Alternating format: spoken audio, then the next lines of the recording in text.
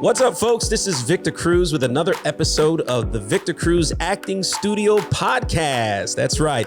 And today my guest on the show is an actor. Started out as an actor, but is now an award-winning writer, producer, filmmaker, the creator of the award-winning show, one-woman show known as Brownsville, Bred, now a book. She is also an author.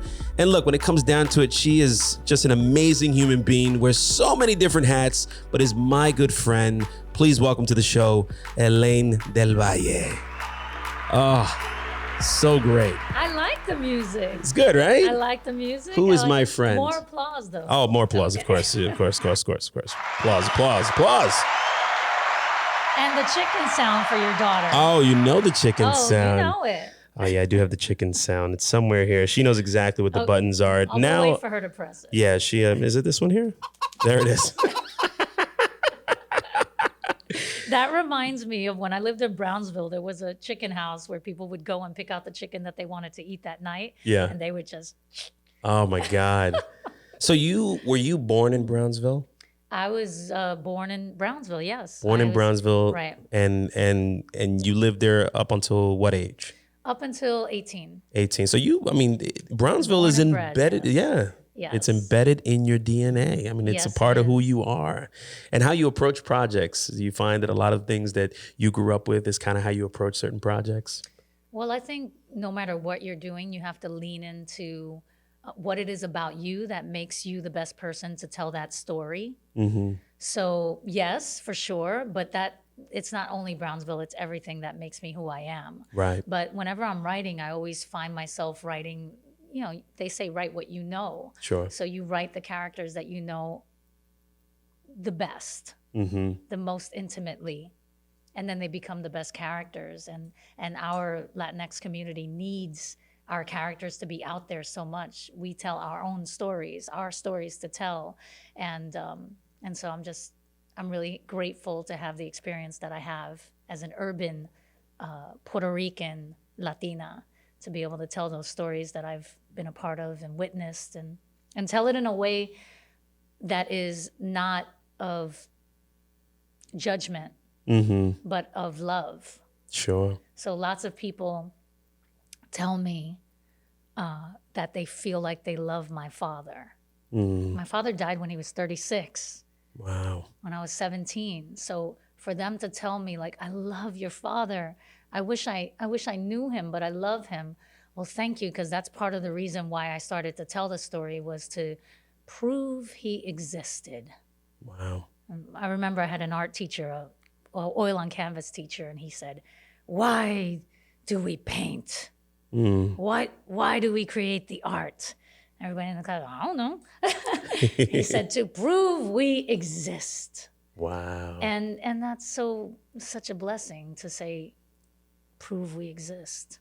I love that your father lives on, and so strongly, whether it's in your one-woman show and now your book, and people can experience who he was and the kind of impression he had on you growing up. And also the love that you felt in your house and your friends, and how you saw the world. I think that's so cool. And I have to say this because I admire you so much for all the different hats that you wear in this business. And you do it for me because I'm not you, but for me, I feel like you do it so fearlessly, but you're also so humble. Like, everybody loves you. Such a kind person. Thank you. And I love that about you. Like, you're not above anything or anyone. Like, you've never been that way. I work very hard to just keep working hard. Yeah. And always give people the benefit of the help. If they're working that hard, then they deserve it. Sure.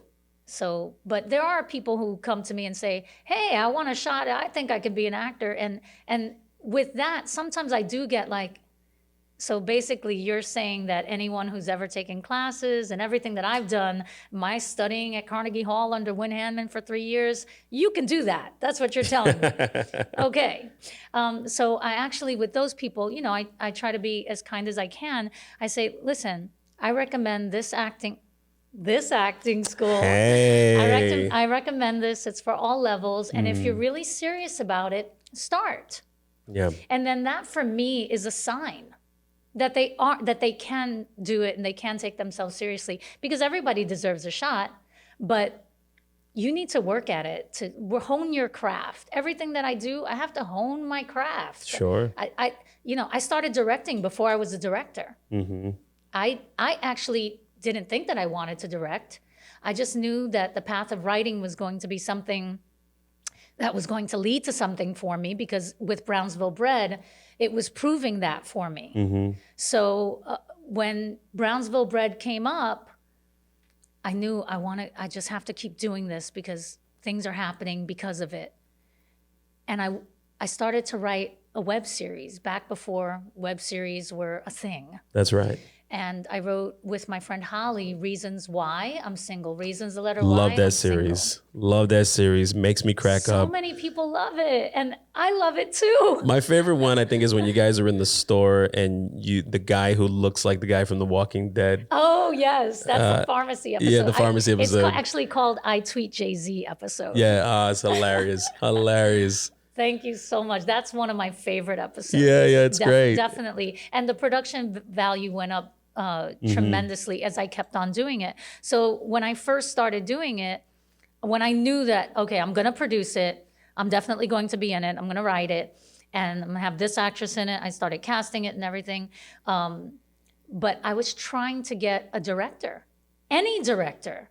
And I reached out to various directors that I had worked with that I liked, that were my friends, and they were like, nah, because web series wasn't really a thing. But then when they saw it, they got back to me and said, hey, yeah, I'll direct that. And I was like, nah, no. Too late.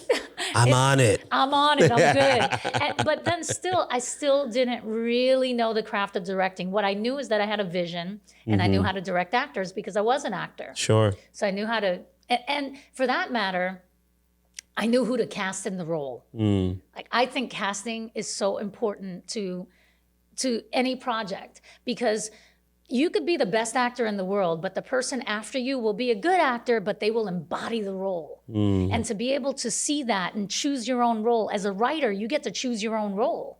Right. I wrote Brownsville Bred. I played that part. That's right. I chose that role. And I'll never forget when I was done first doing the play, one day at a festival, a guy said to me, great casting. You did great. And I said to him, thanks so much. And I thought to myself, I would have never gotten the opportunity to play this part. Wow. No one would have ever even thought of me for this Brownsville Bred.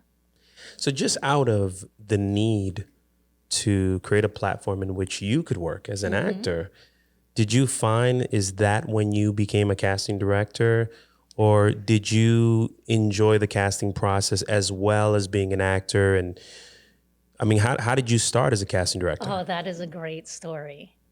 So all through Brownsville Bred, I have to say, so I performed Brownsville Bred, and I invited everyone that I knew.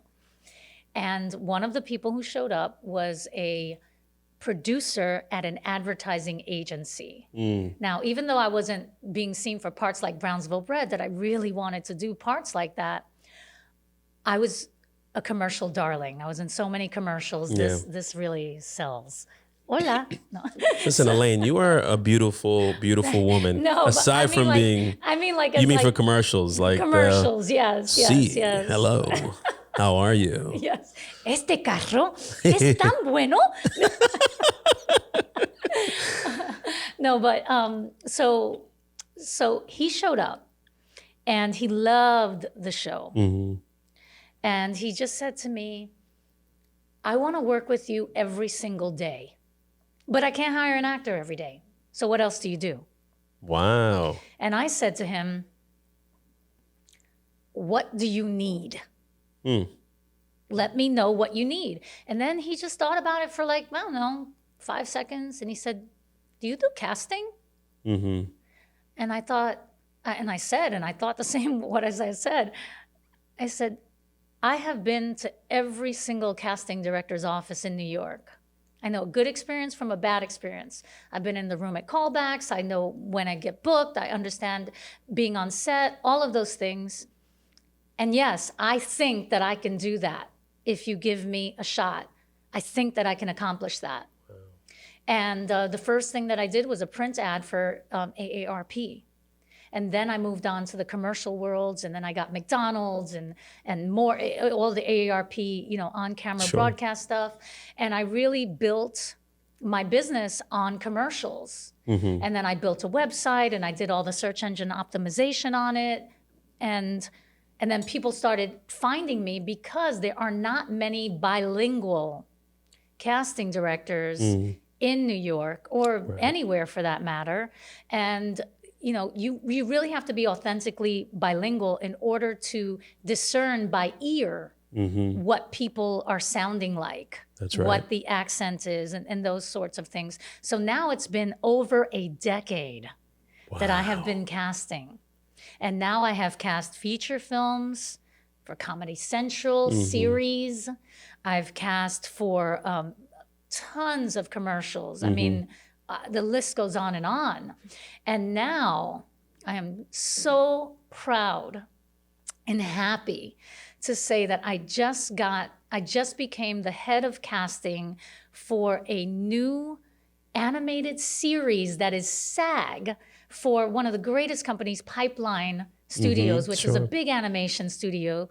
And I am not allowed to say everything about the project and all of the people involved, but I promise you that when you find out, when the public finds out what's going down, I was so proud to be a part of it. Like I wanted to. I was like, first of all, there's no better person to do the job. I'm allowed to say that it takes place, it's set in the Bronx or in New York, and the family is from the Bronx, and they're a Puerto Rican family. So when I was doing the interviews, and I was recommended for the part, but I still had to, you know, they had to do their due diligence. And I was doing the interviews, and I said, "Are you listening to me? Because this, no one else can do any better than that. I am what you need." So, but they were wonderful. And then they said, "We'd love to have you on," you know, and it's a lot of business stuff that goes on as well, but the contract is wonderful and they're great. And I love the director that recommended me for it. So I'm just very excited to work on the project, but also because it is sincerely a project that is going to grow our Latinx community. And starting from the ground up, I'm casting adults, an entire family, but I'm also casting children. So if I'm casting a 5-year-old bilingual Latinx from the Bronx, I need to not only go after the people who we know are out there, all the agents and managers and everybody knows is out there, but I have to really go into the community for sure and put it out there.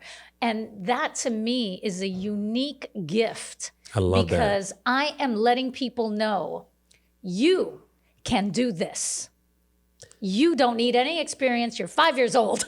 We're going to give you the experience. And then I get to listen. Then parents who never even thought that, you know, their kids or whatever. And then the parents who never taught their children Spanish will say, "Oh, I should have taught my child Spanish." And then the next one is going to know Spanish or something like that, you know, but I really feel like, oh, here's a real opportunity for me to affect change. And for something, this project will affect change. Yeah, I love that approach. I love that it is what I consider to be the home cooking, because you're going after the home cooking. You're going to the community. Now, as a casting director, because I'm curious to know from your perspective and your experience now, man, a decade of doing this. Over a decade. How this may be such a loaded question or a big question or very general, but how does an actor book the audition? That is like an ongoing question. Now it depends, right? Because there are different things. There's film, there's TV, there's comedy, there's drama, there's commercials, so many different things. But actors are always trying to figure out, how do I book the audition, or how do I leave an impression in that room? How would you answer that? I always say, don't worry about the part, book the room, don't book the part. Right. So I would say, just be super prepared, because just like I said before, you might be wonderful and great and the best actor for any part. However, the person that embodies it is going to get it over you. And then you don't know who's going to be the star and how you might look like the star. So you might not get it because of that. Or you might be, you know, they might age it up or they might change the character entirely. So it's never really something within your control. So just control what you can. Do the best that you can. Know your sides. If you're asked to self-tape, do it. Yeah. And do it well. You know, I make... Well, you have some great videos on where you... Not because I'm like a video tutorial person, right. but because I feel like this is what they need. Let me support them. Mm-hmm. So that's what I try to do. I try to... Here's a link. If you don't know how to do this, professionals disregard. This is like How To for Dummies book, but this is what I wish I had a long time ago when I first started in the business. So it does help, and I do get a lot of people saying, thank you so much, this was so helpful. But it's really about just helping our community be better and the best that it can be, because we all represent one another. Yeah. What are the ingredients of a good self-tape? An empty background, a clear background. We can turn the camera to your studio because I know that you do them here. And it's just, you basically, the actor needs to be the star of it. Mm-hmm. The background cannot be the star. Right. The actor needs to be the star of it. They need to be genuinely engaged in the role. If you think about a self-tape, here's a few things that self-tapes help with. Mm-hmm. When I go into a room and I schedule auditions for actors, I can only see how many. Think about it. There are only so many minutes in the day, even if I'm going really fast and seeing people together, which I try not to do, try to give everybody their time because they deserve it. Mm-hmm. I know what it's like to have to get ready for it and get there and park your car or get to the train and all of these things that make me, I think, a little more empathetic to the actor coming out to me. Mm-hmm. But I would say clear background. When I'm watching the tape, if you lose me, I'm just gonna skip to the next one. Yeah. You don't have time to lose me. So, but here's the thing. And what would lose you? Like if you're watching an audition, what would take you out that you sort of just skip to the next? Not a great performance. Or like if it's a ridiculous tape, like I gave you this dumb video that I created to help you, at least use it. Right. If I say tape horizontally, I don't expect to see it taped vertically. Right. That's a big no-no. It's like out of the picture. Sure. The only time that I rely on those is if I have no other options. Right. But, you know, your tape has to represent you, and it also has to represent me to my client. So it's got to pass the test of, it's got to look really good. And so getting back to the scheduling, I can only see about 85, maybe 100. Okay, I've done 145 once. In one day? In one day. Wow. Yes. I was seeing families. I was seeing them all together. It was for a commercial for Christmas time. And so that's how I was able to do it. And I did it 3 days. Mm-hmm. I saw like 145 people a day. So that's really hard. But in a self-tape, you have the ability to self-tape and then watch yourself and say, that's good. That's what I want to send. Mm. So I expect you to have that luxury, take that luxury, take it for yourself, and then deliver what you think is the best thing for you. So I'm a little harder on those tapes than I am. I mean, I'll remember once I got this call, and it was for the show Empire or the show Star.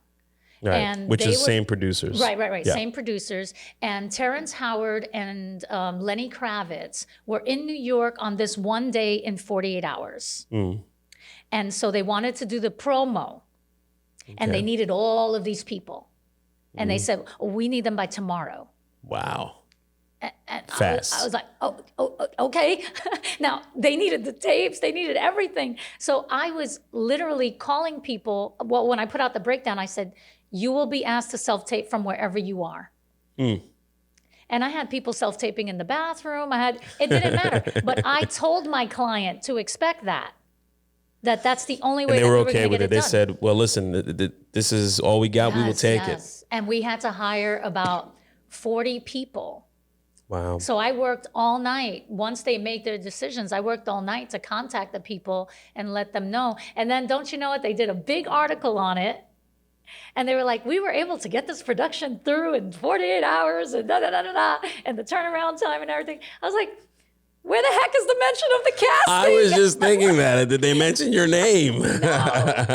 No. But they do still hire me. So yeah, that's the great. gift. That's great. That's really great. So maybe one more question on casting, and then I want to move on to some other things that you're doing and working on. Let me finish answering yes, that. Yes. Clear voice. Yep. I can see you. Don't chew gum. Even though the character might be looking like it, unless it says it specifically in the thing, right. Don't chew it, please. Don't worry about props too much, but use them. If there's a knife that comes out, you can definitely do that. Right. Should they bring an actual knife? Well, not to me. I'm saying self-tape. No, Don't self-tape, bring a knife right. to my office. Well, right. Don't go to your office. Actually, yeah, right. So big difference. Self-tape, use what you need. Yes. But if they come to audition for you in the room, should they bring an actual knife? No. But if they're using a phone, then it's okay. Use your phone. Right. That's fine. But there are people who give classes on this. Yeah. And I've taken them. Yeah. I know. You must give something like this, but yeah, I teach an on-camera class at HB Studio once a week, and then I'm going to start teaching them here at my studio probably in the summertime and into the fall. That's great. It's very helpful to on-camera technique. Mm-hmm. I took one, a very expensive one. It was like $600, mm-hmm. and that was a while ago. Yeah. But I found it so helpful. Yeah, for sure. And there's a lot of really cool things about it too, because in those classes you get a chance to see yourself, you see what you're doing. Yes. You get used to the idea. I remember the first time I saw myself on TV, I was like, that's not me. Yeah. That's not what I sound like. Themselves Wow. or sounds like themselves. I don't even watch. Like, I still get parts. And I'm like, oh, God, no, I don't want to see that. I don't, you're brought back to reality. Like, oh, I really do look my age. Oh, no. No one will ever know your age.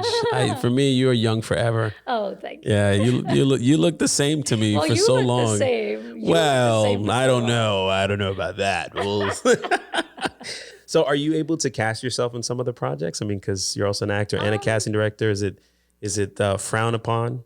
Well, it's funny because I'm a director. Yeah. And a producer and a writer. So I can put myself in parts. And for my movie, my first short film as a director, Final Decision, starred Berto Colon and a wonderful little Afro-Latina actress, Elaine Jamie Jenkins.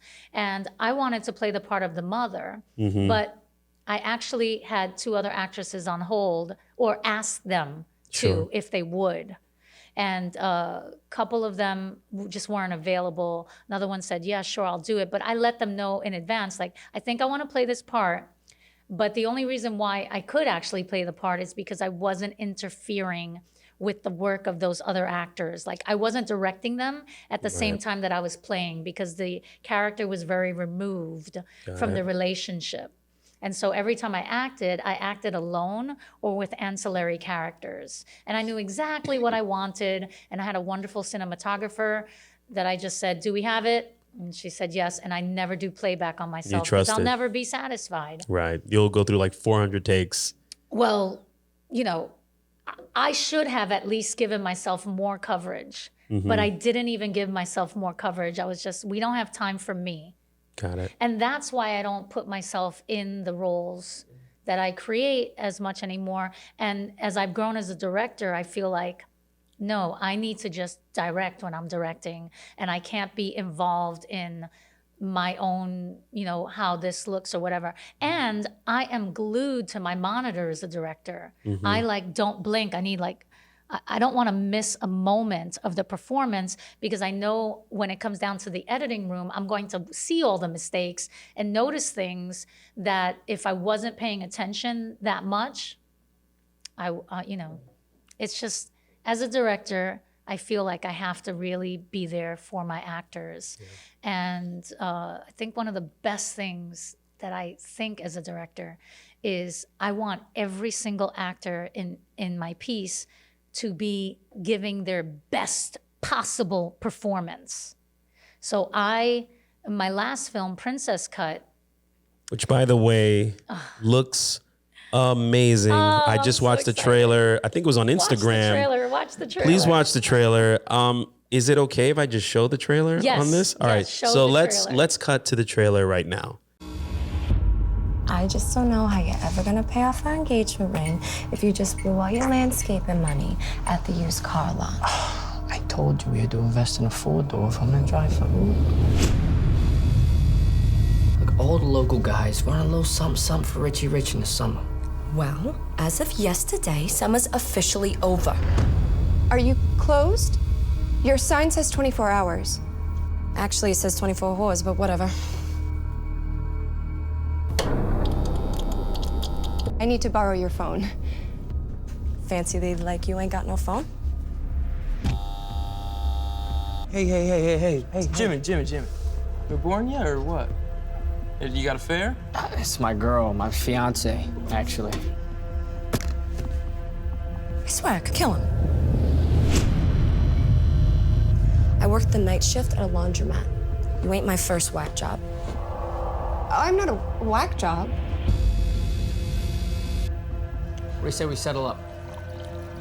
What? You're not gonna let me win back some of the money I lost? You could slice a bitch with that princess cut. So what's that, 3 carats? 4 1/4, actually. You're trying to rob me? What kind of sicko game you playing here? You lowlife! I should have known the moment I laid eyes on you. Why did you do that? I have never done anything wrong. Nothing. Why did you betray me?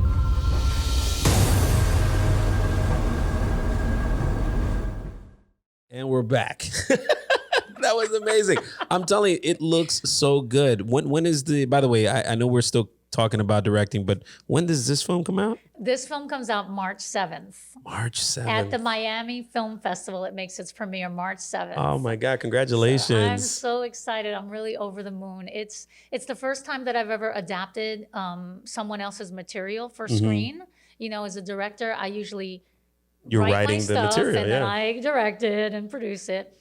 But I was lucky enough to see a stage play by Demetra Karaman called Bitch Brow.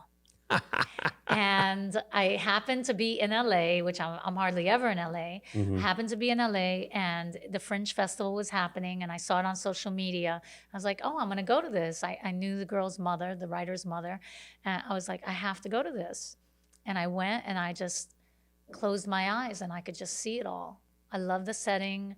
I love the characters. I knew the characters because I've lived on Long Island for most of my adult life. And it's set in the Hamptons. It's set, so people don't know this about the Hamptons because they just think, oh, the Hamptons, very bougie. Right. But it's only bougie from Memorial Day to Labor Day. Otherwise, all around the rest of the year, it's a gray collar, blue collar town. Okay. And then this mass influx of wealth comes in and changes everything. And this film takes place, and the play took place on the day after the mass exodus, which in my research of the work, I learned is now referred to as Tumbleweed Tuesday. Because it's right after the Monday of Labor Day. Got all it. the parties, and then everybody leaves. Everybody just goes. And the only people left are like a few stragglers and then the locals. Wow. So right there, it's like, oh, There's I love this. There's something there. And then the way that the characters, just everything that they said, even though they were played by LA actresses when I saw it, and they did a wonderful job, I just knew that I could make this the best film with what I knew of the people and what I know about the New York acting community and other acting communities as well. But I felt like I can get the best people for this. And I did, because the actors are amazing. And I said to them, I need you to trust me because we have very little bit of time. We were shooting all night times, but in the shortest nights of the year. So it was summertime, the shortest night. So we ran into daylight a lot. So we had to limit our time. And I'm a very collaborative director. However, I needed them to trust me. And I remember I said to the actress, listen, everything that you did in the audition and everything that I've seen on you since has helped me to further craft the character. So I literally crafted the character for you, around you, and you need to know that I know what you're capable of, and this is how I see it. And she was like, this is the best directing, like, you're the best director that I've ever worked with. And I thought to myself, I wish I had this when I had it with Wynn Handman, of course, but as a character on screen, I didn't have directors ever say anything to me. You know that, you know this. Yeah. Very, very rarely. Do you have even, and big directors, like major directors have directed me. And all I get is action. Go, cut, like what? Something. Give me something. Because there's some directors that are just visual, and if the composition is right, then let's just go. Well, I'm visual as well. You are, but you get in there with the actors, and you're very supportive. And it's not to say to take away from those that are just more visual and less talkative or more involved with the actors, but it's just so great how you've created all of these opportunities for yourself, and it's all very organic and has happened exactly the way it's supposed to. It wasn't like you forced anything. When you think of like when you became a casting director, how that happened, you weren't even trying, but you were so open and you said yes to it. And it took you further on a journey that led you to, because I was working on a project with you where you were not the director originally. And I think you sort of stepped in and you played sometimes the director role, or you became more involved. What part? Well, I didn't want to say anything. I can't remember. It was a web series. It was a pilot. I don't know if you remember, but you weren't planning that. Yes. Because you were just going to show up, I think, to was it just to produce it? I'll tell you what happened there. So again, from Brownsville Bred, the creators of a show. So they had a pitch deck. They came to see Brownsville Bred, and they were like, "Please, we want you. We're going to pay for it. We want you to write it." Yeah. So I learned from Reasons Why that I really wanted to be able to have a pilot for myself that was, the regular pilot amount of time. I don't think that anymore, though. But the regular pilot amount of time, and that I would write it in this third, and this third. We would do 7.5 or 8 minutes, 7.5, 8 minutes, 8 minutes. And then I would have altogether a whole pilot. And then, which is very smart.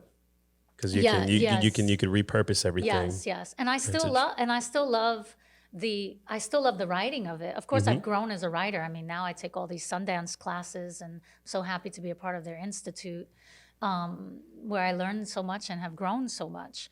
But that particular project, lots of things happened, and I had to step in, and I stepped in a big way because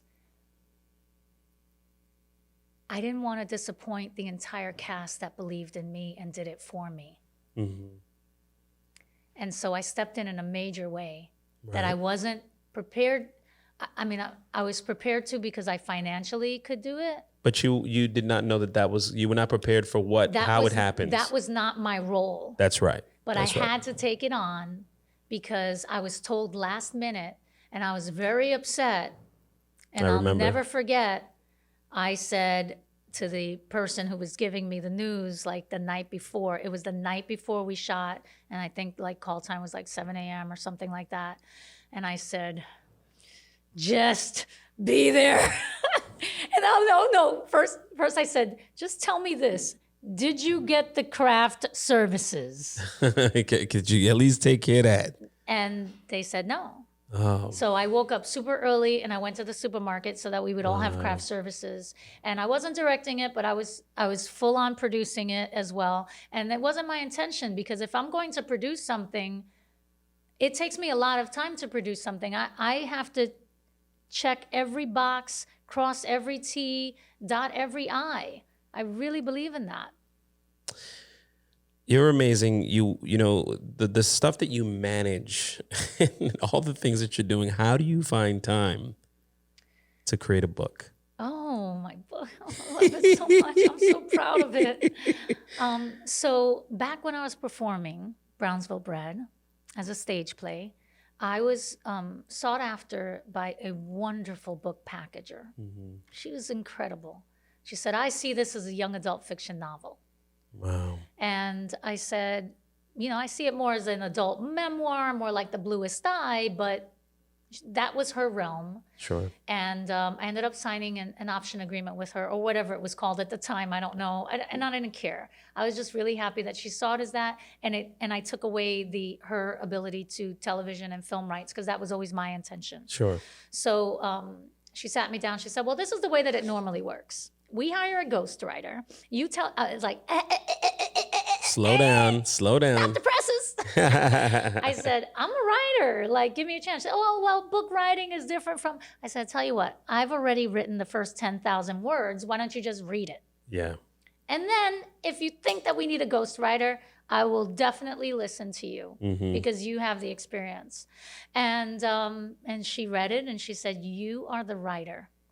Wow. Now you must write sample chapters. And I think that what you've already written is one of them. And let's, you know, like just pick different scenes and just make the chapters.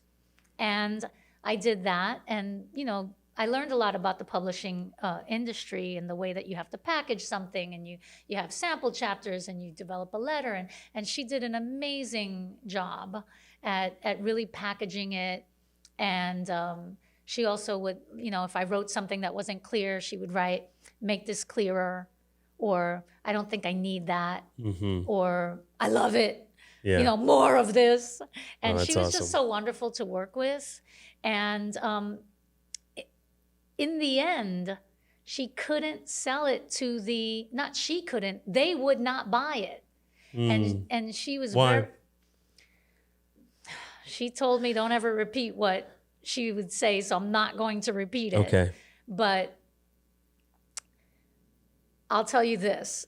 On the shelves of a major chain that year was a book by a major person of Latinx descent who probably did not write it, probably had a ghostwriter and just loaned the name and stuff, but it wasn't selling. And so with that, they didn't want to take another chance on another Latinx story. They also said that they felt that it was too dark. I said, Bambi's mother dies. You know, yeah, what about Mufasa and Lion King? How that went down. All of that. So I was very disheartened from it. And I was like, you know what? Okay, fine. I understand. And I have all these chapters written, but I understand. And then I said to her, you know what? I'm just going to write the book. And she said, no, you can't do that. That's not how it works. Because every publisher is going to want to have their input. So you can only give them a certain amount so that it feels to them that they're giving you their input. Right. And so, I mean, she had it with great people who loved it at major houses, but they couldn't sell it to their bosses at the end. So we stopped working together very amicably. I love her so much. And I started moving into film and television more and more. And then when I went to write my second film, Me 3.769, which later got picked up by HBO. And it's won I love it. Tons of awards. Yeah. Tons of awards. Yes. Congratulations, by the way. I don't know, like 10 Best Director awards. Amazing. And congratulations. Thank you so much. And what a coup to get on HBO as a writer, director, producer. Yay. And you've been building that relationship for a while. Yeah, I've been producing them for them for a while. But this is the first time that I had written, directed, and produced something. And, you know, you never know what they're going to pick up. But I've been very fortunate that they like my taste. Right. And they like my work output. So, so I do my best to not embarrass myself. I don't show them things that, I haven't really made anything that I'm not really proud of lately. So, you take good care of yourself. I think. But the book. Yeah, yes. Well, because it seemed like you took a break from the book. You went on you continued on your director's journey. This is why I mentioned the Me 3.769 because as I was thinking of what story do I want to tell next, okay, I have to I want it to be like this. I want it to be like that. I know I wanted to have Latinx characters. What do I want to tell? And then as I started thinking about the stories, I thought, you know what? I have some chapters. Let me look at those chapters and see if I can extract a story from that. Sure. And that's what Me 3.769 was. It's the pool scene. Right. But then I combined it with another scene. And then when I was done combining it, I was like, okay, something has to change about this thing. So I changed that. And then by the time I changed it, it was something entirely different. And so strong by itself that I could get rid of the other thing. So it really grew from one chapter, but it really took another direction entirely. Yeah. So it was organic and great. And now I really, my dream is to make Brownsville Bred into a feature film and my directorial debut in a feature film. So part of writing the book was about a professional decision. Putting the book out there this is intellectual property. One of the best things that I ever heard anybody say to an audience to me was I'm gonna get his name so wrong, but I think his name is Carlito Machete, and his wife is Leah Benevenida, something like that, something with a B. They're amazing, and they write for like Grey's Anatomy, Empire, Power, I don't know, all these shows they write for. And he said, I asked him, what's your best advice? And he said, IP, intellectual property always sells. Walk in there and they say, well, where did the story come from? Oh, so he said that he had actually published a graphic novel to support like an alien show. Okay. And I was like, oh my gosh, an epiphany hit me. Like, I already have all these chapters. Yeah. So I looked back at the material and I said, this is it. I'm going to self-publish this. Amazing. And right on time, right? Right on time, because right at that time, KDP Amazon made it absolutely easier for anybody who wanted to self-publish. Now, don't get me wrong. I took every webinar that there was. It is a lot of work. There's still work. Now it's in libraries. It's in Walmart. It's in Barnes and Nobles. Publishers Weekly I got a 10 out of 10 on Publishers Weekly. It's being taught in classrooms. It's being sold to schools now. And This is all since I heard that person say that in September.